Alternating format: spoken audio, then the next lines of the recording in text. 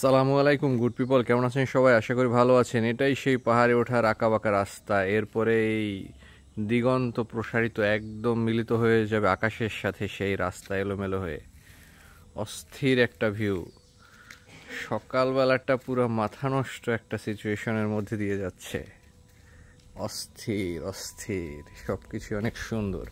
এটা হচ্ছে আমাদের রিসোর্টে আমি পুরো ভিউটা দেখাই। এটা হচ্ছে এন্ট্রান্স রুমে ঢুকে, এটা ওয়েটিং রুম, এইদিকে আছে রিসেপশন,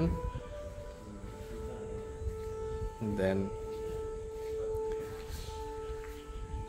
এইটাই হচ্ছে ওয়েটিং রুম থেকে যাওয়ার পরে সামনে ওয়াও, পাশে একটা বৌদ্ধ মন্দির আছে। বৌদ্ধ মন্দিরে আপনি হচ্ছে পুরো ভিউটা দেখতে পাচ্ছেন।